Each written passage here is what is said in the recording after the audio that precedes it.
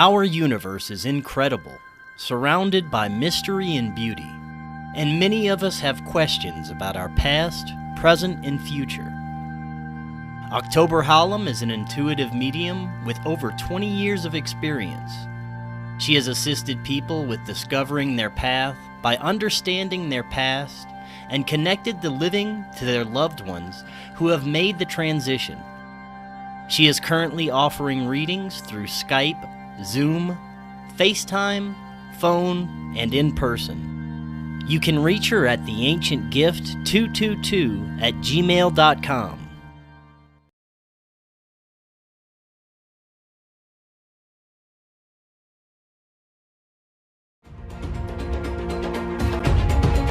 Welcome back to Forbidden Knowledge News. I'm your host, Chris Matthew. Tonight, my guest is Jared Murphy. I do have to thank C60 Purple Power, the amazing super antioxidant. It has me feeling better than I've felt in years.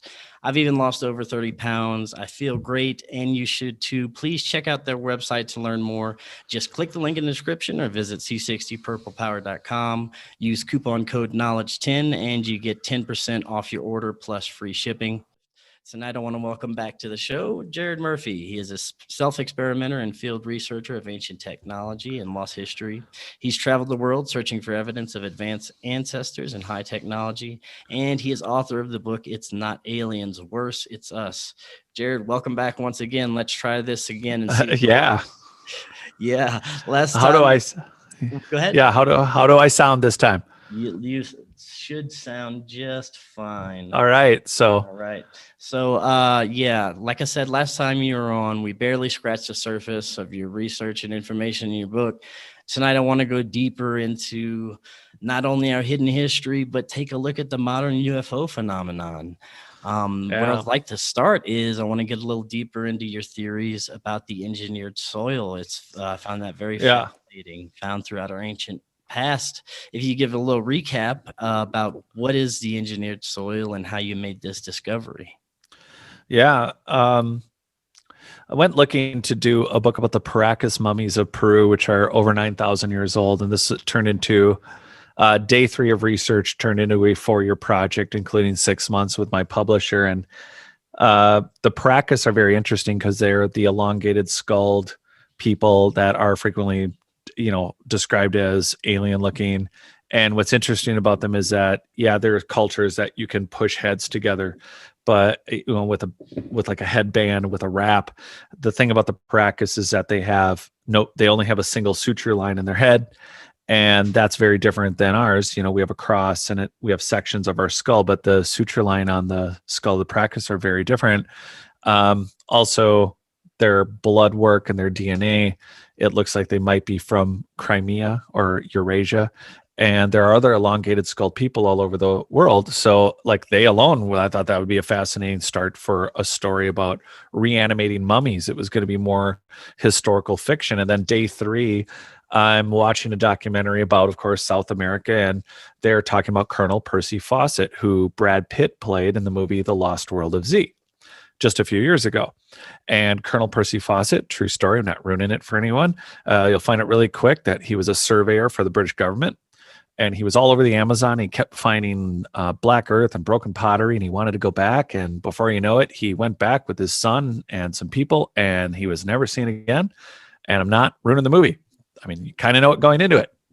But I see a documentary about him, and the last place he was seen was a village along the Amazon, and there was an archaeologist and a host of a show, and I do mention it in my book, but they stop in front of about 15 feet of soil, 15, 20 feet, and they're like, this is called terra preta.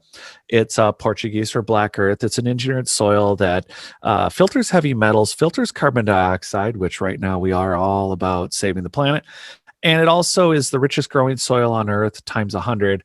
And it's a super mystery. Soil scientists have been looking at it for 100 years, and we don't know how to make it. Let's go look for Colonel Percy Fawcett. And I stopped and I went, what? Hold on. I already know that there's megalithic buildings all over, that there's no way the Incans, there's no way the Egyptians built, or even the Greeks. We have the Temple of Delphi. A lot of people don't know that, Malta. And there's megalithic polygonal construction all over the earth. And it's like, well, none of this adds up. And how is there even the word prehistory? How lazy is that? It's like, this is my pre-homework assignment. There's not a thing. It's like, this is my pre-work work. It's just work. You get paid or you don't. And so here's what turns into 3.5 years of research is to find that terra preta, this engineered soil, is in North Africa. It's in Brazil, to the tune of, by the way, they're current estimating an area twice the size of Spain or twice the size of Great Britain. Now, that's a significant amount of soil, but it's not just in Brazil. It's in Central America. It's in North America, Canada. And again, remind that the same recipes in Australia, Brazil, middle Central, South America, and Northern Africa. That alone, with carbon dating past 7,000 years, means that that's not a subject that when you look at the soil, when I started doing the research, looking at soil scientists and their research, they would talk about all the properties of the soil. So it also had piezoelectric properties. So it had current. It could manage currents. And so here's the richest growing soil on Earth. And in Europe, from Siberia through North America, they're called Chernozems. It's a different style. And all of this is ancient engineered soil in land, first and foremost. So no theory yet. What we know is that it exists. We don't know how to make it. In modern biology, in modern science, it's called biochars. And so it's a combination. Like if you and I were going to open up an apple orchard, we would have a modern biochar, which will have a recipe that includes burnt remnants of a certain kind of tree or certain other elements. If you wanted to grow wheat or corn, you would add it in just like any other fertilizer, except that it's generally something that is burnt of a natural origin. But the thing is, terra preta, they don't know how to make it. And why does it filter heavy metals? Why is it essentially self-sustaining for thousands of years? And ironically, there is a black market for the black soil. So think of it as your most badass potting soil. This is not sexy so far, right? But this is what it is. And this is something that soil scientists have tried to mimic and copy, but nowhere near. It is still better to dig up the old stuff, either in Ukraine, where they're selling it apparently to the tune of almost 200 million a year, or in South America. It's easier to reuse that than it is to, from what we've come up with. It's just not the same thing. And so again, here's the other problem. In the paradigm of this 140 plus year old theory of out of Africa and this very Western mindset of where we're from, everything important happened in the Fertile Crescent because it also equals Eden. Oh yeah, that's where the Garden of Eden was. So standard Western archaeology and academia can marry the biblical and their history, and the Greeks become important, the Romans become important, Egypt, everything's here first. Oh, and then something happened in Asia. Well, if you have engineered soil on every continent in a time frame that doesn't add up to ancient Sumer and Sumerians, if you have 7,000-year-old biochar just for one carbon dating, what you see is I found a lot of papers. Not that we're getting into it yet, but I got down this road of mixing. Your big picture, our big view is this, that there is engineered soil all over the planet. And I have a background in historical remodeling and construction and engineering and doing additions and heavy structural loads. That's all a part of it. And one of the problems then is you have these giant megalithic structures all over the earth. And one of the things that's never pointed out, they'll say, oh, look at this amazing structure at Ollantaytambo Tambo or Sacsayhuaman, or in Northern Africa, just pick almost every Egyptian site, starting with the Great Pyramid. And well, there are megalithic polygonal cymatic walls, which researchers, standard academics, are able to point out that, well, these blocks have no mortar, they interlock together, can't fit a piece of paper between them, and they cancel earthquakes. And then more recently, as I did my research, found that there are seismic metamaterials, which are as small as dust and crystal to larger objects. And what they do is they're placed under a building. And it's also part of just building a building, that researchers in Europe found that Greco-Roman amphitheaters, that ancient megalithic structures had foundational elements, including the soil, in their research. And depending on where you would place trees, tall buildings, you could create safe zones. And basically, in the study of seismic metamaterials, they couldn't help but note that ancient structures that were credited to later dynastic peoples really appeared to be built to withstand and measure where in the earth, at what distance, is this wave going to hit our either single building or our whole city. And they were building for this. And now we have engineered soil, which is not a new thing, but it's not interesting because archaeology started to find cool things to stick on your mantle above your fireplace. Archaeology was not started for a noble purpose. There's biblical archaeology, which once they figured out, wow, they weren't even sure. They literally didn't touch the Bible for a while, ironically, about proving out that the Bible was a historical reference. That wasn't always the case. They thought it was allegory or a story, an analogy. There were plenty of people who were like, if it's not there, it would mess with our corporate system. So it wasn't researched. So when they did start finding all the ancient cities, and when they did finally start digging up the Egyptian Sphinx, and it was already buried. And when they started digging up, they go, wow, Moses was actually here. And they were able to go at it for a reason other than finding cool art objects. But there wasn't an interest in saving the bones at the site. And there certainly isn't an interest in soil because it's not a mummy. It's not gold. It's not jewels. So here's where it gets really interesting. As you start digging and looking at seismic metamaterials, and this will tie into our future UFO talk today, is that this engineered soil is not only really great for growing and doing all these other things, but when you right in the smack dab of my research, a lot of things timed out well, like the Guatemalan LiDAR research, where archaeologists in mainstream, sponsored in part by National Geographic, do a 5,000 rectangular shaped survey in Guatemala, which in Central America, this isn't the biggest country. Yet when you look at the scale of Guatemala and you look at 5,000 square miles, that's nothing compared to the country. And what they found in 800 miles was 60,000 structures and superhighways that have only now just barely, we've been scratching the surface for the last year and a half, going, in my book, I quote one of the archaeologists that said, archaeologists used to believe that South America was where civilization went to die. We need to consider that we've grossly underestimated the populations of South America. And we could watch this one. They actually published this and say, we could safely determine based on these findings that there was 15 to 20 million people.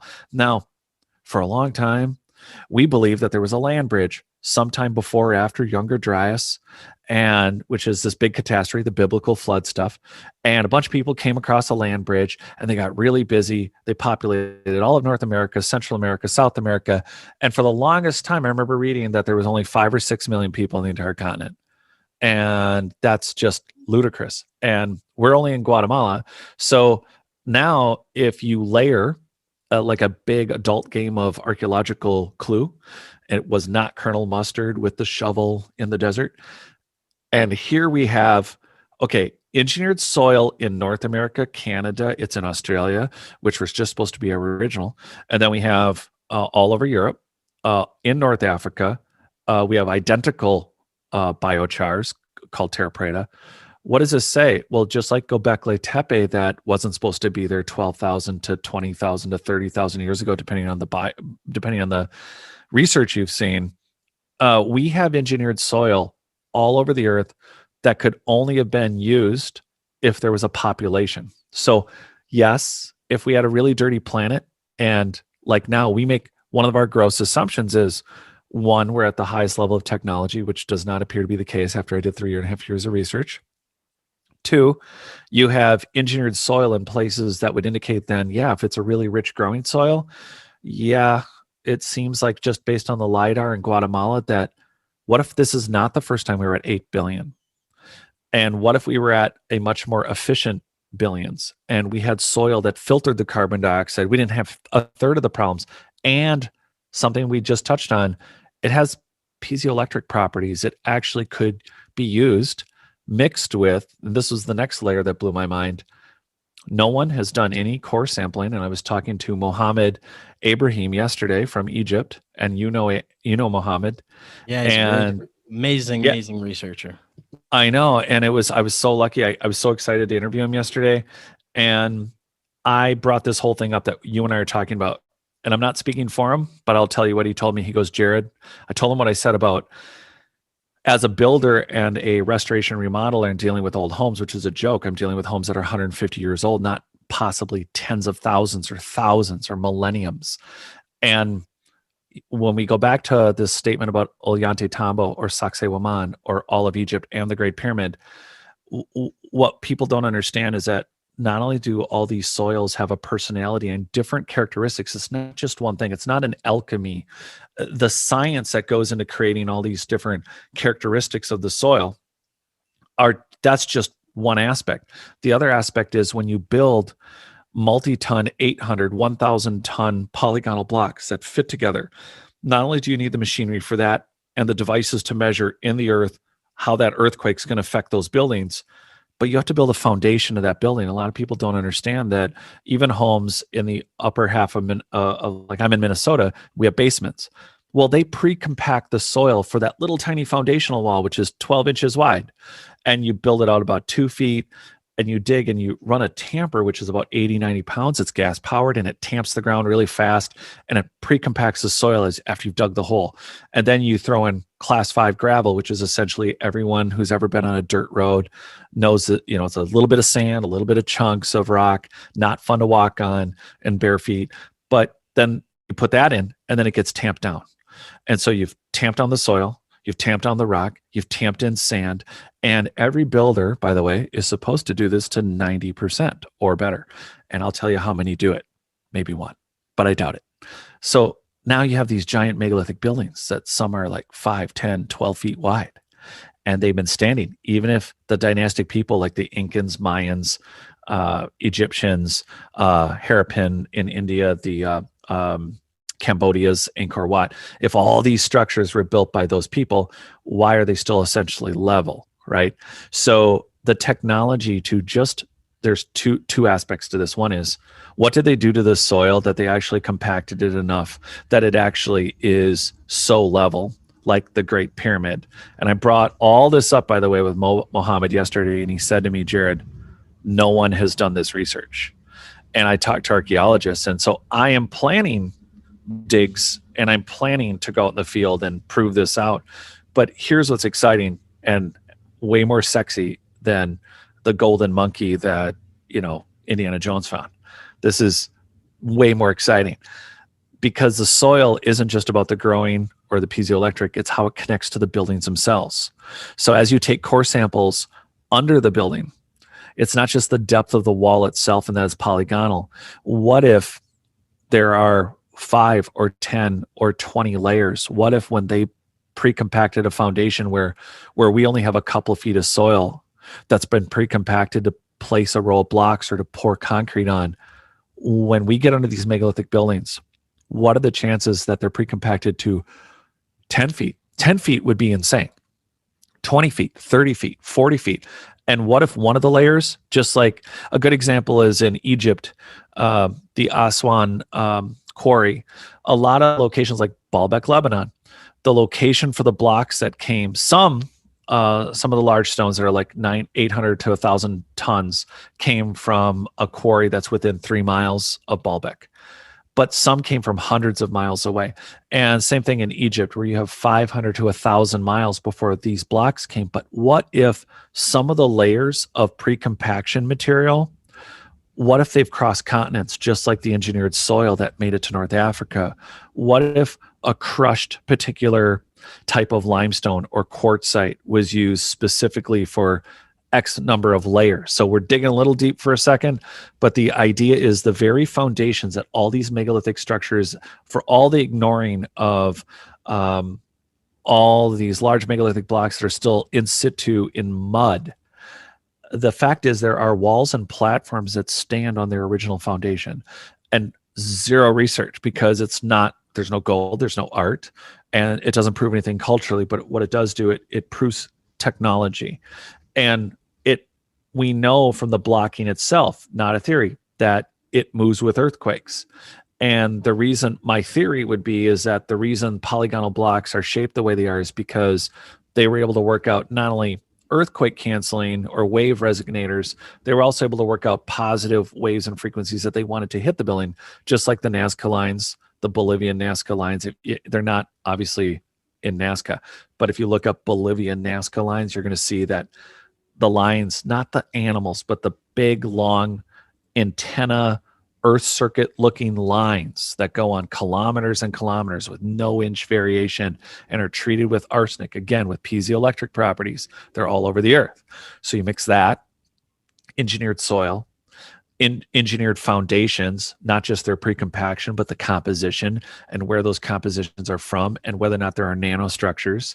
And then you mix it with all the other anomalous finds on the planet, you end up having a paradigm and a story shift, a narrative shift that just isn't within the parameters of what we've been telling ourselves about where we're from and what we've done.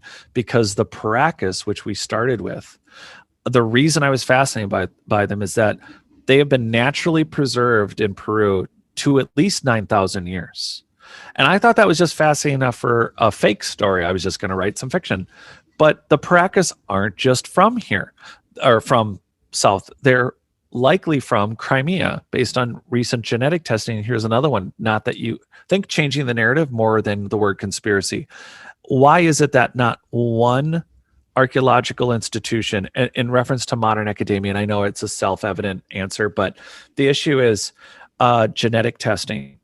It's not just these mummies. It's pre-dynastic Egyptians. They're genetically very different.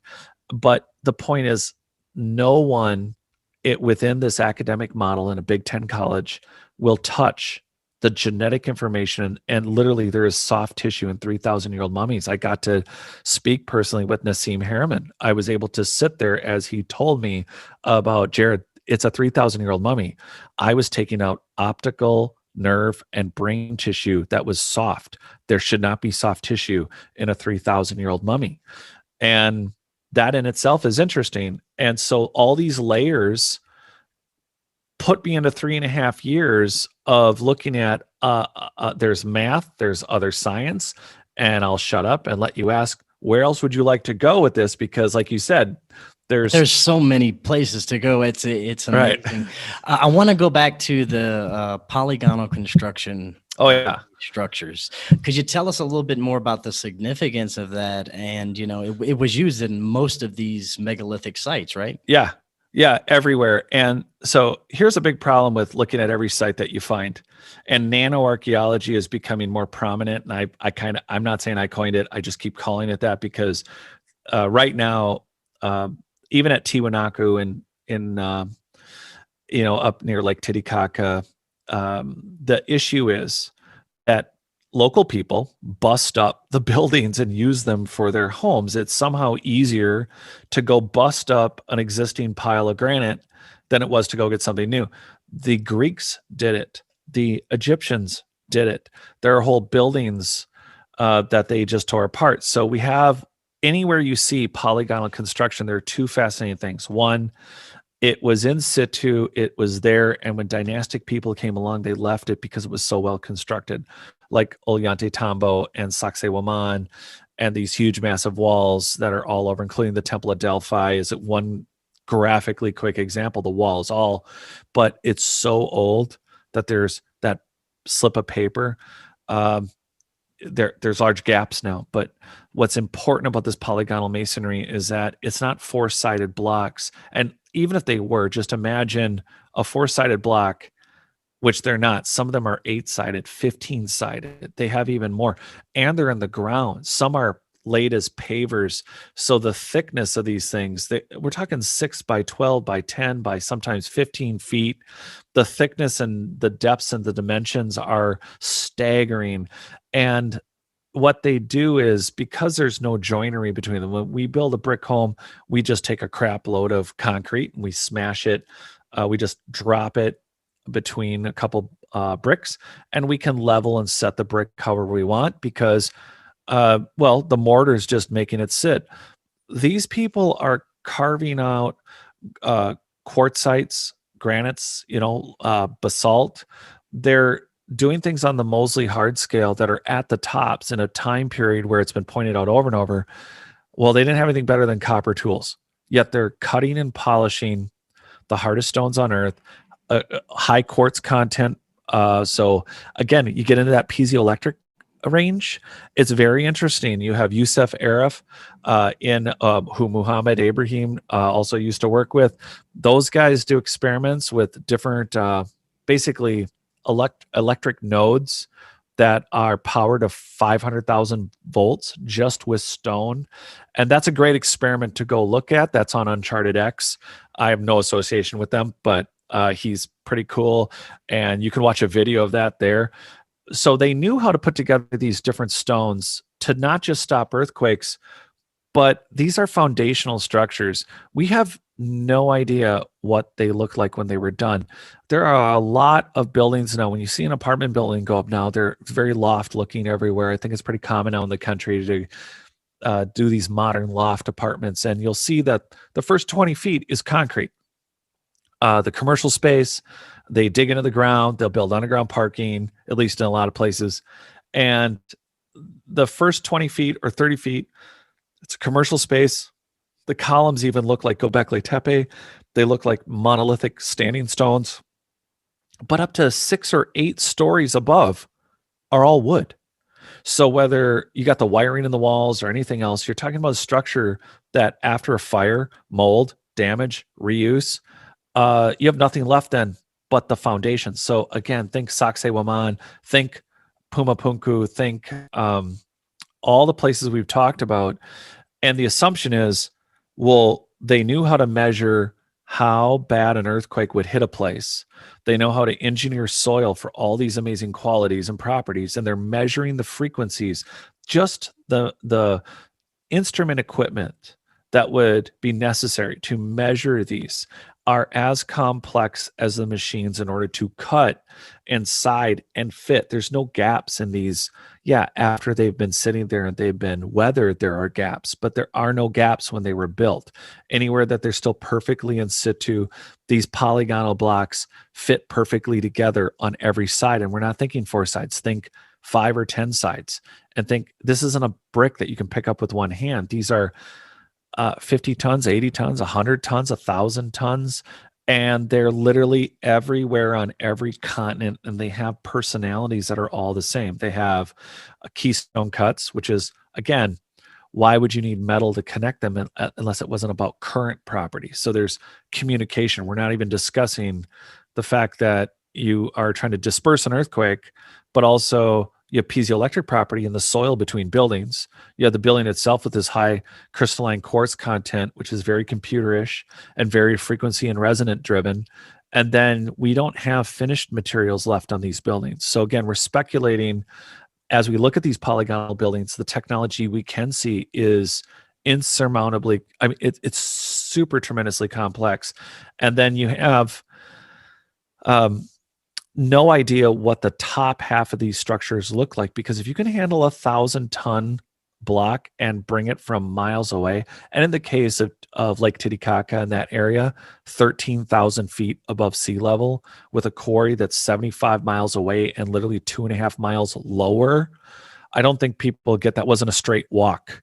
And so what we have is a society that is using, as we piece together this big adult game of Clue, technology at every level that points to a genetically advanced society like the Paracas. We know now that there's a mystery human ancestor that the reason we know there's, okay, when I say mystery, I don't mean only one. I don't mean the first one, which is the greatest thing about archaeology. They always find the first one.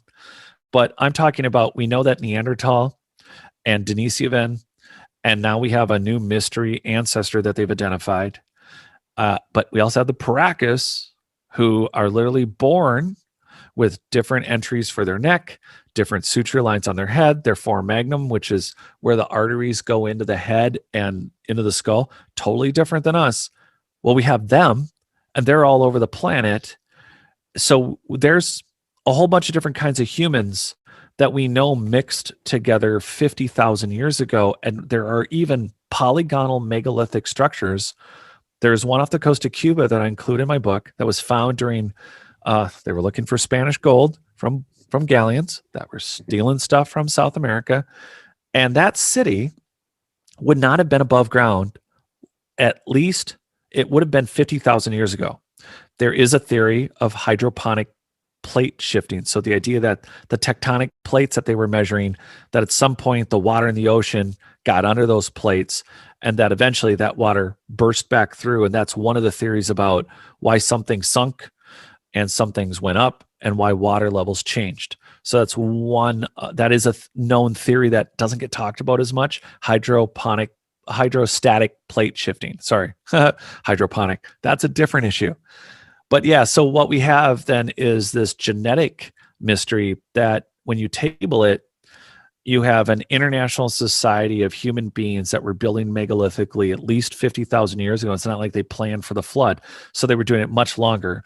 We have an identical gene match to Denisovan and Neanderthals being mixed in with our bloodlines at least 50,000 years ago, but we're showing signs of advanced megalithic construction at least 50,000 years ago. Now, that doesn't line up with Western archaeology, but guess what? It sure lines up with the Hindu Vedas. It sure lines up with their, again, any writing that's post-apocalyptic, Younger Dryas / the last 6,000 years, we have to take all of our post-flood mythologies as a grain of salt. But there are truths in them. And the longest and oldest running written history, and because it is a history, but in reference to religion, it is the oldest written, continuously written language. And the Hindu Vedas represent an incredibly old religion and history. And as it's been pointed out on a ton of shows, they talk about UFOs, they talk about weapons of the gods, but that's how it would appear to dynastic humans if they had survived and weren't included in a flood, and that we're part of a higher, more advanced technology society, which now that we're talking the genetics of the Paracas, one of the things that might be in everyone's mind, which is what I challenge people to consider in the book, and it's worth still, no matter what we're talking about, worth reading, is that, okay, they could measure earthquakes and frequencies and waves and incorporate them into the structures of buildings as energy. They could use lines like the Nazca lines. There's these different genetic lines. And instead of thinking of them as accidental adaptations of a genealogy, I cannot talk today. But the idea would be that they would have control of the human genome because they were doing it. It's not a matter of there was just a bunch of, we all get stuck. There's this paradigm that just drives me nuts. And it's this paradigm that, like recently, I'm not going to mention them, but I'm going to say that there are some structures on Earth that like to label, hey, if everything ever gets out of hand, remember the Earth is only good with so many people on it. Really? Where's your manual? Where's the manual that said you need 50 million bison, 50,000 woolly mammoth, and 8 billion mosquitoes? But make sure there's only X amount of people. The hubris it takes to assume that there was a snapshot of the perfect Earth. Oh, by the way, turn Middle America back into the Jurassic swamp it was 250 million years ago. I mean, it literally makes no sense. The assumption, one of the paradigms you have to throw out, instead of tabling theories, instead of tabling facts to fit theories, let's just take all the facts from our genes to this new collective human consciousness that we are experiencing again, because I think that does have to do with the total number of people on the planet. That has to do with human RAM. But getting it back to genetically different Paracas, Denisovan, Neanderthal, mystery human, all these abilities and technologies means that there's a people on the planet, at least pre-Younger Dryas, that likely could manipulate genes. And not just manipulate, but they engineered soil. They likely, like we go and get plastic surgery, if they're communicating and sending energy and frequencies through whole buildings, there's a good chance that they were also doing it through each other and through a collective human consciousness, but not unconsciously, not at 10 to 14% in safe mode like we are now, but actually fully conscious. And that means that if they chose, for instance, to tie into, like, say, the Tic Tac UFO, if you were going to do 0-point turns and you've been on this planet for possibly millions or thousands, every time I say something, I know people could get caught on any one thing, and then I want to stop and explain it. So if you want to internet search Klerksdorp spheres, these Klerksdorp spheres are from South Africa. They are approximately 3.5 billion to 2.5 billion years old. They are man-made. They are concretions. They are not natural concretions. I've seen them. I was in South Africa. I got to see them at Stone Circle Lodge in person. I was there, Michael Tellinger's place. I was invited. I was there for a month doing research in January. But the Klerksdorp spheres are the oldest man-made object on Earth, and they're 2.5 to 3.5 billion years old. Nothing is left of a Model T after 100 years. I mean, they rust out. We barely can manage to keep track of it. To become a fossil or to become anything in the historical record that we find is the exception, not the rule. And so when you get things that are tens of thousands or hundreds of thousands of years old that have been occupied by dynastic peoples and readapted and rebuilt and repaired, you start to see a progression of restoration and remodeling that mutates the original form. Polygonal construction indicates a different level of technology, which we can definitely point to and say, somebody was measuring frequencies and earthquakes. And also this engineered soil, we can't make it. We literally don't know how to make it. We have electron microscopes and we can't figure out the recipe. And it does all these things. And then we have the Paracas. So here we are with UFOs, and we think we're the most fascinating planet in the galaxy. Or just like we leave 155 tribes alone on the planet, there just happens to be some 0.30 plus, Mach 30 flying, 0-point turning humans that instead of going in for a nose job, they go in and decide, I'm going to program myself to be slightly shorter with bigger eyes that do direct onboard conscious communication with my ship that does 0-point turns. I go where I want. I do what I want. And, ooh, hey, you humans. I mean, think Rick and Morty and the Battery episode. For all you out there that haven't seen that, you should watch it. But, Rick tells Morty to put on these antennae because we're aliens. So anyone can show up on this planet, like a recent news article that just came out, I think today or yesterday, with that with the Israeli spokesperson. And there's been, so in the world of ufology, to kick in on some of what you were talking about, here's the deal. When you look at the facts in the ground, so here's the problem. They're like, but there could be aliens. So let's just get this off the table. There might be aliens. It's not that there's not more intelligent life, but we're not that complex for interdimensional space traveling beyond light speed driven aliens. We're not that interesting. But if this is a home world, and when you look at all the ruins down to the soil, possibly down to the foundational structures themselves, the genetic lineages, and if we started looking at maritime archaeology and look at the complexities of our very own reawakening abilities, like Wim Hof. I'm a practitioner of Wim Hof. I do cold showers, I do the meditative breathing, and it immediately connects me in a way that is trippier than you could ever imagine. And it is a real thing that Wim Hof, holding 26 world records, has said, this is something we forgot that we can do. It's a true statement. These abilities, as opposed to thinking about my problems on a cloud in some yoga class, I'm all for it. If it works for you, good for you. But imagine immediately hitting a switch. Doing Wim Hof is like hitting a switch, and you're like, I'm not needing to imagine anything. I'm immediately grounded and connected in a way that is unexplainable until you learn how to do it. And these abilities mixed with these finds, mixed with abilities like synesthesia, where all your senses can see, touch, and do things beyond your body, that where you can sense other people. You can literally not just imagine, but see someone else touch someone and feel what they feel, that you can see numbers, geospatial alignments, colors, and smells, all of it intermixing. This is an ability. If we go through that, we could do a whole show just on all these genetic abilities. But if you table those facts, table these other facts, and table, again, if we had no engineered soil, no polygonal construction on every continent, and if we already knew that we hadn't lost whole continents like Dogger Land in Europe and in Indonesia and New Zealandia, I'm not talking 250 million years ago, I'm talking 6,000, 8,000, 15,000 years ago, well within this massive worldwide society, that there is a good chance that you're talking about a massive human population that was highly advanced that got hit not only naturally, but maybe by weaponized disaster. And in that, they survived. There are rock cut ruins, which I'm writing about in my next book, that I could not include. It's ridiculous. I mentioned it at the end of my book. It's like literally there's a whole book here about pretty much laser cut, rock cut, mysterious ruins all over the planet.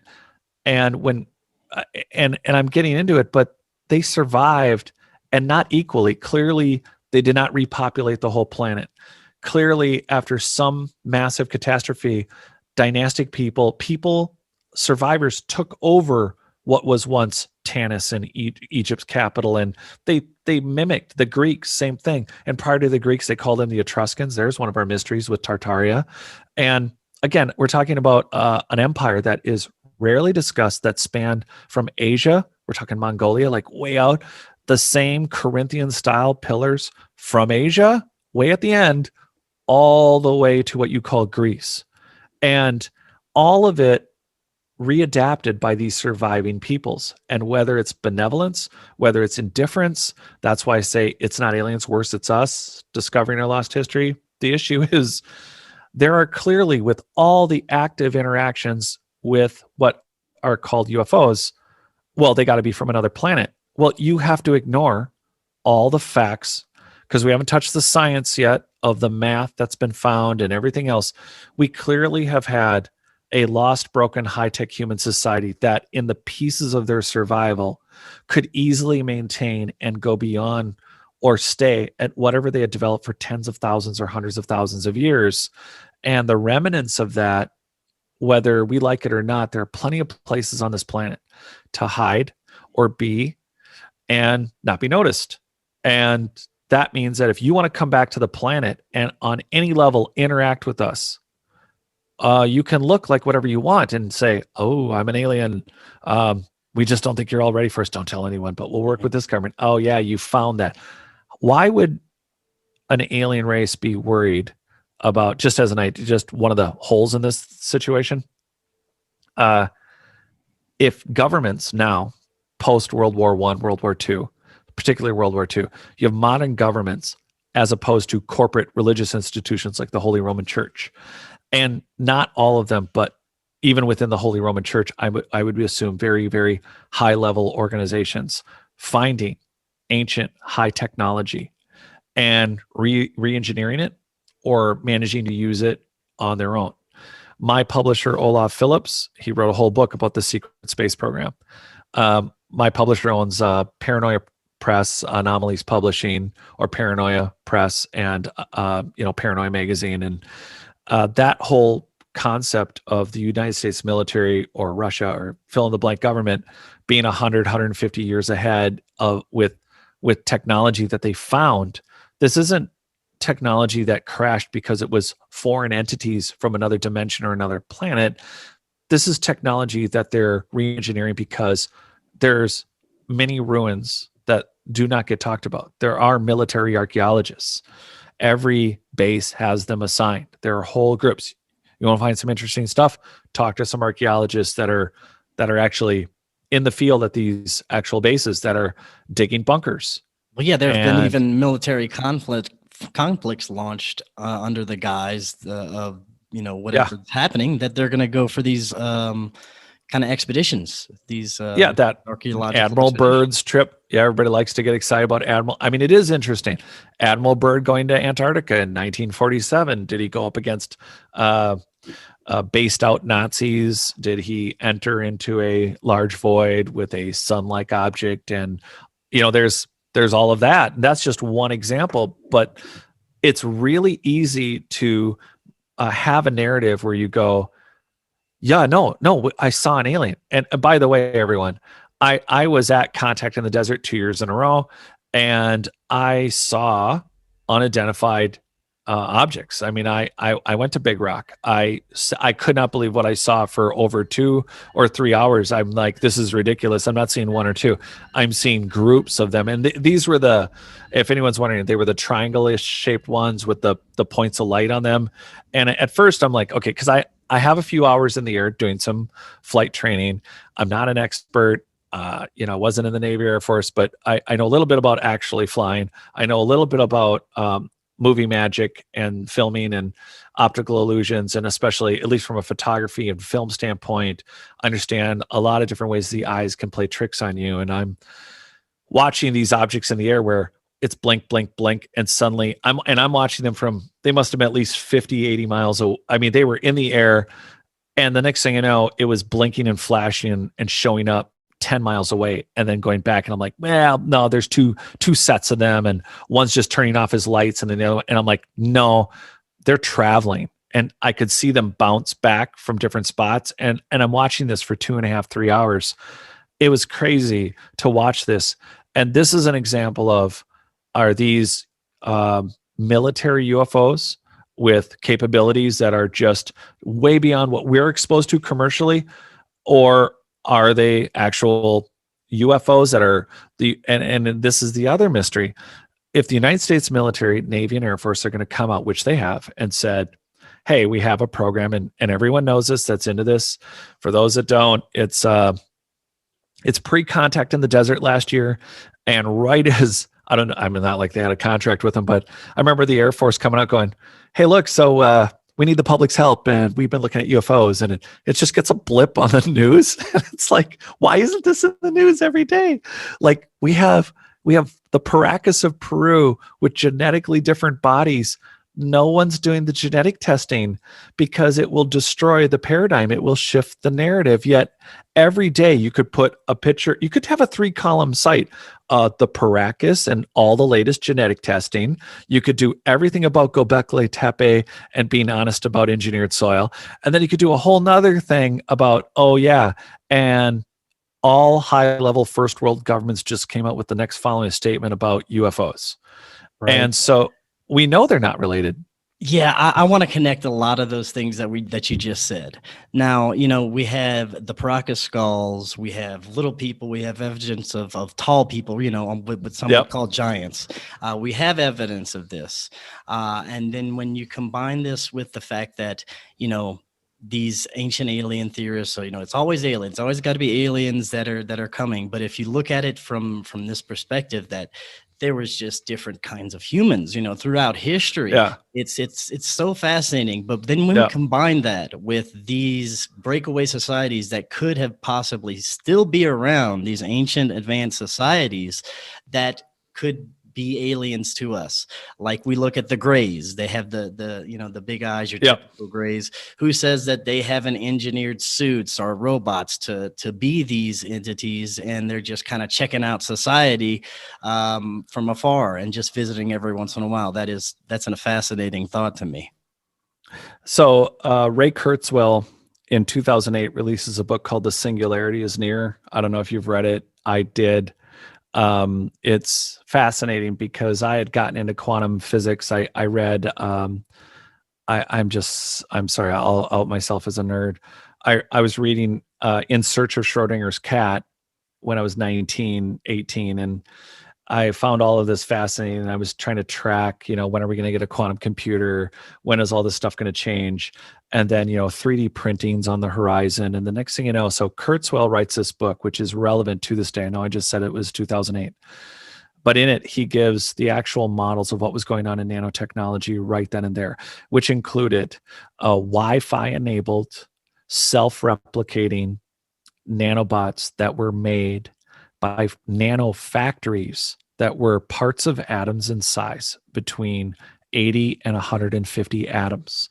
Okay, so we were making, for everyone out there listening, 80 to 150 atom-sized machines, factories that built nanobots within those structures, which would also be inside like a human body, to create nanobots that could enter a single cell. And they could be Wi-Fi controlled. And this is in 2008. There's a number of other things. We had created a model of the world, a flat map. And I think that I thought was so cool. They did it on 18 hydrogen atoms. It's the coolest thing.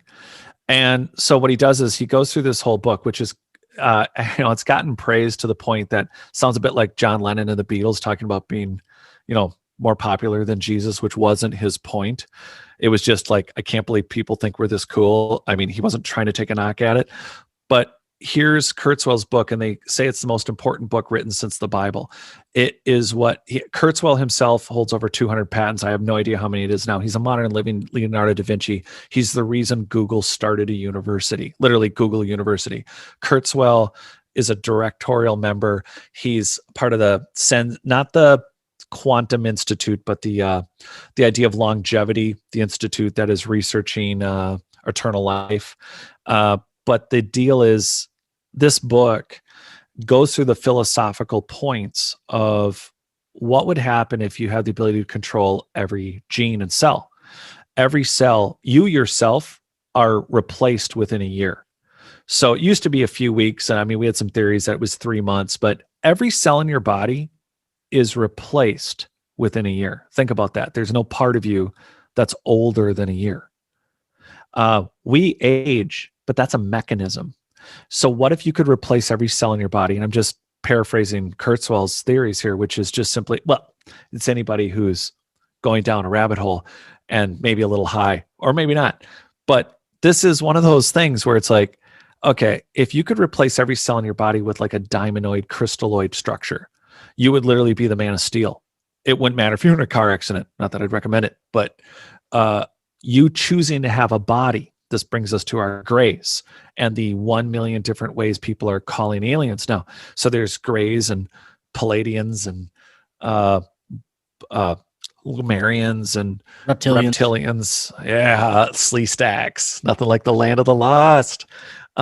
So there's all these different ideas of, oh, well, I know there's this race and that race. It's like, what you know is, here's what we're going to really go with, is that in a society that has 3D printers, in a society that can control quantum level nanobots, literally spintronics, the whole point of quantum computing is to the spin of an electron. It's not even a whole atom. An electron is a theoretical part, by the way.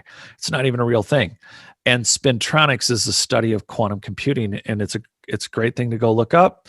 And the deal is, you as a human having this level of control, because we're already creating custom babies. We're already doing custom gene splitting. We're already we are barely a hot second out of cloning a goat. And we've cloned a lot of things. Hell, they've even replicated, they didn't create the whole thing, but they've replicated mummy DNA. That's been done. So what do you do with a society that is well on its way? We're printing, I pointed out in the book, we're 3D printing organic structures like livers, kidneys, hearts, ears, nose, fill in the blank. There's even portable power tools that surgeons can use to fill in a wound with 3D printing organic material this is right out of Fifth Element. And so you have this ability now. What do you do with a society that could do it 50,000, 80,000, 100,000, or Klerksdorp sphere 3.5 billion years ago? What does that society look like now? So when you say, hey, this guy is definitely not human, why? Because with your eyes and your level of going to the plastic surgeon and veneers for your teeth, you don't think they couldn't just today? Kurzweil's point is that if you consciously, as a construct, didn't want to have a body for the day, you would literally not need a body, because your entire consciousness is living within a quantum structure that you either have in a host. Like right now we have this conversation, but we're both free jumping off of cliffs on Mars and experiencing both locations and experiences at the same time. That there is a level of technology that's possible. And believe me, we could go on about all the different ways we could blow ourselves up, because look at the deserts around the earth. Look at the fact that there was a disaster. And I know it'd be really romantic to chalk it up to just the Younger Dryas or the other cosmic impacts, but I'm more nervous and scared, not scared, just the idea that we did weaponize to a point that we did not get along. And like you said, there's the moon-eyed people that the Cherokee talk about, and the little people that the Hawaiians talk about. I mean, literally all over the earth, there's the little people. I've talked about them. And then giants, I mean, just even 10 or 12 feet. Right now, somebody has gigantism and we go, oh, that's an accident. Well, what if it wasn't an accident? What if it's just a set of programming that we forgot how to finish the programming? And so we are way too early in the stages of research to table, well, how did it all start? We actually can't table that, but we can start tabling these other interesting engineered facts because it's not limited to humans. I don't want to digress off the point of an alien can look alien because they choose to program a body that would be most functional with the technology and the travel they choose. Just like you decide you don't like your nose or your cheeks. And I'm staying away from the word boob job. But the fact is that that's it. It's going in and modifying your body to do 0-point turns and having an immediate hair trigger to the millionth degree contact, which fighter pilots now in the F-22s, and they have direct mind control of weapons controls and radars. There is actual mind reading going on now on fighter planes. But imagine being in something like a Tic Tac that literally fighter jets get to watch blow off screen at least Mach 22, that we literally can't even watch them move. You might need to be smaller, gray, with big onboard. And again, this isn't a TED Talk, by the way, about the human skin can see. There is a neurologist, if you just Google Skin Can See TED Talk, I'm sure you'll find it. But for 35 minutes, it's well explained that we don't understand that the first organ in the human body to develop even within womb, the skin has the ability, it has a neural network the size of the brain, and the skin can actually see infrared and other not conscious, like think pineal gland. What did we use it for? Was it just also third eye, collective human consciousness, and the synesthesia and these Wim Hof abilities, conscious control of our immune system? Or was it also technology that allows us to onboard and display technology that looks foreign to us? And when we see these entities, they can say they are whatever they want. Because when you're human and you choose to not reveal yourself to your, hey, we could have cured your guys' cancer years ago, but the last time we did it didn't go so good. So you're kind of on your own. There's like a million bad mental decisions that you go down like, well, if I really had the knowledge and power to help, would I? Or have they? Or what is the actual reason why, yeah, we're an alien. Ooh, yeah. And, it's like, we can't really help them. Don't let them know where they're at. There's this shift from, again, seeing every single one of these races as a foreign entity to the planet would be totally cool if we didn't have engineered soil, polygonal masonry, and a whole crap load of math that indicates that we were way more advanced and genetically diverse. And we haven't even unpacked genetic diversity that appears. There are cuts in our genes that geneticists have gone over, even in mainstream shows. Whether you pick the TV show, you want to get into the human genome and all the things that look like we have cuts in our DNA, but in ancient antiquity.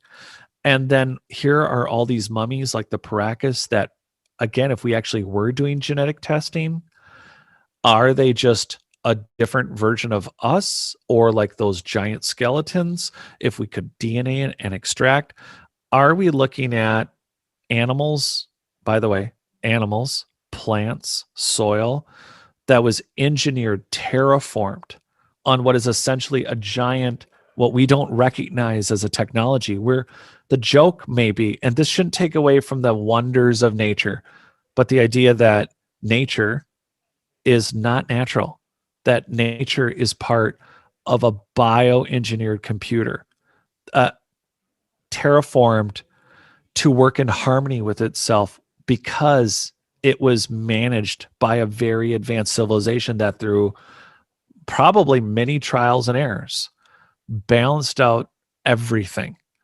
Not like, hey, Johnny Appleseed, we need this many apple trees. The seismic meta researchers that I was telling you about earlier, they looked at the city of Bologna, Italy, and those big towers. They looked at Greco-Roman amphitheaters. They study the seismic metamaterials in the soil. Their papers, you can look their names up in my book. But the point is, they determined that if you placed, think sequoia or giant redwoods, and if you place the engineered soil and sift it and you decrement it all together, and you have whole cities that can be muted. And along with megalithic, one more thing we haven't talked about is stone spheres. They're found all over the planet. What a lot of people think of are the big ones, like the ones in Costa Rica that were found when they started doing banana plantations, and they're hollow. And at first they were considered to possibly be concretions. And then the story is, well, they carved them and they're super, super round. Well, that's not true. They're actually different shapes. So if you exclude erosion and exclude that they've been recarved, and possibly consider, like polygonal masonry, that there could have been metal, wood, plastics, glass, mica, a million different piezoelectric / electronics on them / in them / these seismic metamaterial researchers did a whole thing with 1 by 1 meter concrete spheres, and they determined, this is some of the most exciting stuff, along with the engineered soil. Sorry, no sexy mummies with golden statues. But if you take stone spheres, pick a layer, not below just one building, whole city structures. They determined that depending on how you cut or manage stone spheres, and mind you, they're found in Bosnia to 64 tons. They're found in China. They're found in the Arctic Circle in Russia. They're found not just in Costa Rica. They were found in San Francisco. They were found all over the earth. And everyone's like, what are these things? And the reality is that here is brand new research from the last couple of years that's showing these are there. And they weren't even referring to the old ones. They were just doing seismic metamaterial research and what would keep whole cities, what would be a good wave resonator. And there's two parts to that. One is to cancel waves. One is also to collect and transmit and transform or continue to teleport a wave, for layman's terms. And the reality is these stone spheres are everywhere. And we think of them as an independent object, or that they were above ground, or that they were buried with a chief. Yeah, again, somebody came around and maybe adapted the stone sphere to a new use. But these things are not perfectly round. Getting back to that, it's not because they couldn't make perfectly round. They have an eerie, the way they seem finished and polished, the surfacing. It would be great to get them in an electron microscope, but really makes them trippy is that I think that they're egg-shaped. They are slightly not round because they represent the actual frequencies they would be corresponding with. So it's another layer to the frequency and wave measuring abilities of this ancient society that we have yet to look at. And like I said, talking to Muhammad yesterday, him going, Jared, no one's done that here in Egypt. And I said, if you had the money and unlimited budget, what would you, what based on what I'm telling you, what foundation, what would you look at first? And he goes, hands down, Great Pyramid. I mean, think about how big it is. Why is it still level? Oh, they set them on really big stones. Yeah, the stones, it doesn't matter. Have you seen the earth? It's a little bigger. And so that foundation has to sit on something. What's literally keeping it compacted? The very soil that's holding up. And mind you, the platform that the Great Pyramid is in it's rock cut, and it sits in to a basalt. It's inside a granite base, but there, as you walk the platform, you can see video. There's like this S curve of what looks like Baalbek size 1,000-ton stones that are blocks that are interlocking to the depths again of 8-12 feet. And then below that, there's foundational material. And to Muhammad's point, he's like, can you imagine what that structure must look like to hold, 6 million blocks and billions of pounds? And not to mention the fact that if it is a wave resonating machine, power plant, communicator of all the things that whole system was set to do, we're really you and I are having the Renaissance conversation. It's not us. I'm saying that this period that we're in, right, I think is going to be a new Renaissance in research. It's our history. It's absolutely fascinating. To close out, I want to go back to something you mentioned briefly about how this new kind of disclosure thing coming from the mainstream media, they always go back to it seems like they're really trying to push an off-planet agenda. We found off-planet materials, off-planet these vehicles were not from Earth. It seems like Yeah. that lately they're trying to connect these alien dots, and I'm wondering if it's because the fact of that it's just, advanced human civilizations is so important, and we have so many hidden, I guess, abilities and things that are Yeah. locked up inside us that they don't want us to put these things together. You know what I mean? I mean, yeah, and here's something I haven't actually mentioned before, but it goes around in my head. I've actually not mentioned this in all the interviews I've been doing, and or even talked about yet in the book, in my last book, which is there is a chance that there is some encounter we've had that we may have lost, obviously, and there might be remnants of that high-tech society, but they're not obviously on a planetary wide occupation. They choose to stay away from us. They let us alone, like we leave our 150 tribes alone all over the planet, but there's just not the same number. And is it possible that we almost beat somebody somewhere that was not us, that it wasn't an internal fight? And the reality is that it might make somebody somewhere nervous that we could get back up on top, that we could come out of our amnesia, that we might remember that we lost, that our genetic memories kick in. Instead of being 10 to 15% conscious, we collectively, that's why I think every human being on the planet is worth something. The collective human consciousness here, people need to understand this. We do not need less people. We have, if you gave everyone on this planet an acre, you can fit every human being on this planet in 2.5 Texases. That's how few people are on this planet. But the reason we have nanotechnology and 3D printing and conscious control of our immune system again is through a combination of that collective human consciousness that has the ability to individually reactivate not only internal instincts, which are also genetic memories, but collectively, even though you're not consciously tapping into it, the scope and breadth and width of our inventions today are different than if we were 500 million people and Leonardo da Vinci, he was imagining really complicated wood screws. He wasn't imagining graphene conductors for motherboards for quantum computers. That's because even if you devalue, or there's this gray state analogy that there's a level of humanity that's worth losing. I'm telling you right now, every human being, as cliche as it sounds, every human life is valuable, but it's not just for what you think. It's because this collective human consciousness is being tapped into, and individuals are coming up with these new solutions. And so the alien thing, again, the facts are that we've been very advanced in a time period that we don't know about. In that time period, things like the Black Knight satellite exist. Why wouldn't we leave the planet already? Why wouldn't we have already gone to Mars and the moon and occupied these locations and or gone further? And so when signals come back, you'll get this news story. A signal's coming back to Earth. It's an alien. Okay, well, we grow bricks in labs now. We can actually program bricks, biological bacteria to grow that are actually stone, and we can actually tell them how to grow. This is a thing. You can look it up. We can program bricks. So is it an asteroid, or is it a high technology satellite that was sent out that it looks like a rock, but in reality it's a self-sustaining biological computer that can sustain space travel?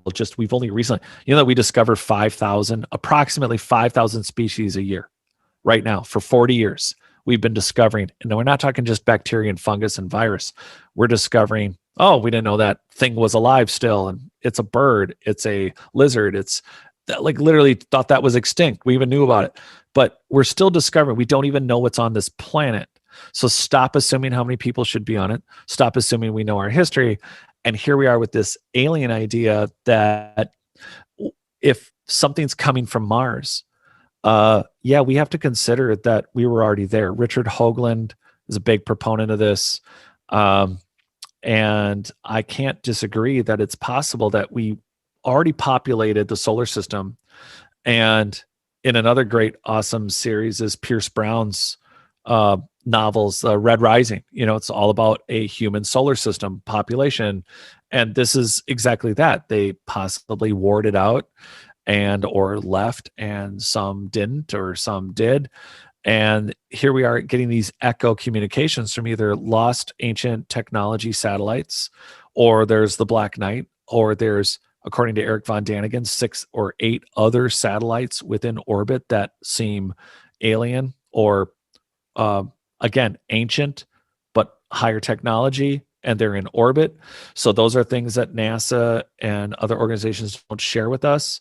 And your ears have to be suspect. If we hadn't had all this stuff in the ground, and if we didn't have all these genetic anomalies that exist in us, it wouldn't show the longevity so if somebody shows up to the planet and says, we're the first aliens to have ever been here and we're from somewhere else. Yeah, okay, probably, maybe, yeah, okay. But I have all these weird ancient cuts in my genome, and we have all these giant ancient advanced structures. So you got to ask yourself, am I talking to somebody in a Halloween mask? Am I talking to someone that's chosen to trip out their genome, and they don't want to let us know that, hey, we could have saved you 1,000 years ago or 800 million times, but we didn't? And, well, we have a really good reason, but we're here to help now. I mean, you're not going to present yourself as I'm actually a local. It's easier to say you're an alien. It's either to disinformation of it, whether you're manipulating a government, or whether you're just choosing not to reveal yourself to the general anthropology of the planet. It's easier to just stay doing what they've been doing and coming and going and doing what they got to do and carrying on their teenage kids, 8th grade experiments with cows and an occasional abduction. I mean, that's the sarcastic point, but the truth is, it's exciting to look at this lost ancient technology and these reactivations and this collective consciousness awakening, because I don't think it's because a benevolent alien race from somewhere else is noticing. Because if you have the power of the atom and you can program and 3D print anything you want, they're not here for minerals. They're not here because it's not something they can create. It is, even if it's a sub-light speed technology that got them here in multiple generations, the level of technology it takes to travel the distances that we have in space include so much technology that we haven't talked about, like including aeroponics, which is atomized water, which I'm an experimenter of. And that was something NASA developed in the 70s so that we could maybe get to Mars to grow without soil. These are all technologies that, again, when we have this broader discussion, maybe as we talk it out next time, the reality is it's a very hard paradigm to break in people that are going from this 1950s saucer comes to Earth, ramp comes down, look out for the dude with, one eye. And we start there rather than, oh, we did this. Oh, wait. Well, not only did we do this, but they're still here. Well, why aren't they coming to Thanksgiving? Because, right. Yeah. And I'd love to talk about the technological aspects that we haven't got to. I mean, there's so much that goes into just that alone. I mean, you're right about frequency, vibration, technology, genetic technology from ancient civilizations. There's so much about this that we could get into. Yeah. I do definitely want to continue a series of interviews about this. It's great stuff. Yeah. And even and again, obviously, of course, I would love for people to grab the book. But I thank you for not letting me shut up for over an hour. But what great. do you have? Do you want to cover anything else right now, or are we kind of wrapping up? Well, we're wrapping up. The only other thing that I'd kind of like to mention is whenever you were saying how, there's so much just on our own planet that we haven't discovered. We're coming up with new species every day. Our oceans, our vast oceans, there's so much of our oceans that we don't even know about what could be there. I mean, when you add that in, that's like a whole nother world on its own. Yeah. And we just found organisms that live in the ocean that literally don't breathe oxygen. So we have found the first living creatures on our own planet that don't need oxygen. And so what does that look like? And then for giggles, look up, why are octopuses alien? If you want to have a good time with biology. Seen that one. That's very interesting. Yeah. Octopus don't make any sense. And I cannot remember the author, but there's another one about the human eyes, the way the human eye functions, the way the human eye is constructed and actually communicates information. There's some really interesting stuff. And again, it's the same thing. It's marine archaeology. I spent, of the 3.5 years we did to work on the book, I have some maps in my book that include not just what Doggerland looked like, but the Caribbean, the Mediterranean. These are popular areas for people to imagine. And the Baltic, these were lakes in a period that was occupied by humans. The amount of when you look at archaeology today and say, what were advanced ancient people like? Well, thank God we have what we do have above water, but the level of and complexity, not 100 feet into the water and go, oh yeah, well, this used to be Alexandria. Like there's a Sunken Cities tour that was out for a couple of years. I think they're still going around. It's super cool, super awesome to go see. They found a bunch of stuff that was part of Alexandria, and people think, oh yeah, well it's right off of Italy, so it's Roman, it's Greek, it's it's right off of Egypt, so it's Egyptian. No. Think millions of miles, including engineered soil, including an article just a week ago about saltwater sedimentary, they actually found Doggerland fern foliage information within the granular settlements under the ocean. Saltwater destroys all sorts of stuff, but they actually identified what would have been fauna up when Doggerland was above water. And that's huge. That's nanoarchaeology, to tie it back to the beginning.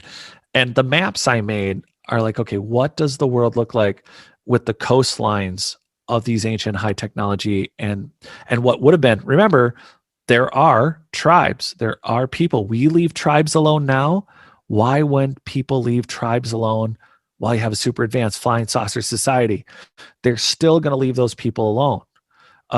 That's why we have a recent discovery of an 8-mile long, 25 to 50 foot high wall with petroglyphs on it in Colombia that just made the news and everyone's excited about. It's like, first off, it's 8 miles long. It's up to 50 feet tall and no one noticed it. But that besides the point, because we found like 40 giant geoglyphs in Nazca that, they've been flying over Nazca. The German archaeologist, she looked at it for 50 years and they're still finding geoglyphs from the air. We didn't notice them. So there's always ancillary mimicking tribal societies, and it wouldn't have been any different back then. The difference is that instead of looking at the continental United States as an example, if Nevada was the West Coast and Ohio was the East Coast, think about all the history that would be gone from New York to LA, and all of it would be underwater. That's a microcosm of what we're missing in the archaeological record. But thank God it lives on in genetic memory, which we touched on a little bit last time. But like you said, I guess we're going to have to go into it when we're going to have to reschedule. We're going to have to schedule a whole new show because there's so many rabbit holes to go down. Jared, thank you so much again. Go out and get Jared's book. It's not aliens. It's worse. It's us. They can find that on Amazon, right? Yeah. Or if you want a signed copy for a few bucks more, you can go to notaliens.com.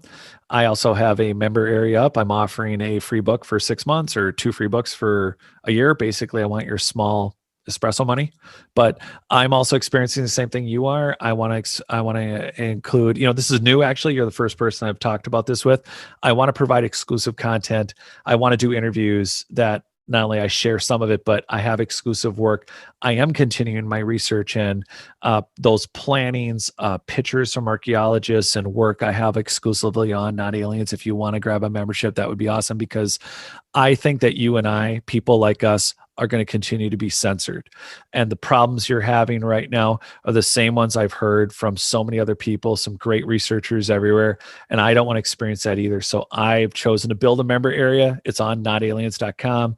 Although you don't have to do any of that to just get a book for Christmas. When I say I sign them, I actually sign you your book and send it to you. If you're out of country, there is a bit of a problem. It takes a couple weeks and it costs a lot more because it comes from me. I don't just pre-sign a bunch of books and ship them out from some magical warehouse. So that's going on. Otherwise, go to Amazon and get something local, get reading. And I always, of course, for your interview, I always list where I'm interviewing.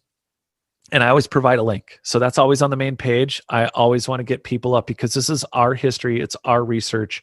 It's our genetic memories that even if you don't have a serious interest, I know that this does relate to your health. It relates to your diet. It relates to your meditative mindset. All this research, all the things we're talking about are truly reactivating something that we're at a point that is, like you said, from the beginning, it's some sort of an awakening. And it's just really exciting times right now. It's the most exciting times, I think, in our modern history. And I think we have some really interesting things to look forward to. I think modern academia is squirming right now, and they're going to be turned on their heads very soon. But, that they should embrace it, because which one of us have not been wrong about something? It's like, you guys have the tools, you have the equipment. Okay, get over it. You're super wrong. Don't base your life work on a theory. Base it on be the university that put more facts on the table than anyone else in 150 years. Have that be your bragging right. Yeah, that would be something to see that. Yeah, words of encouragement. Yeah. We're not going to burn you at the stake. This is not a Frankenstein situation. Yeah, it'd just be something that unexpected. But Jared, thank you again so much for coming on. And of course, we're going to have to do a follow-up and talk again soon. Yeah, thanks for having me, and thanks for everyone listening.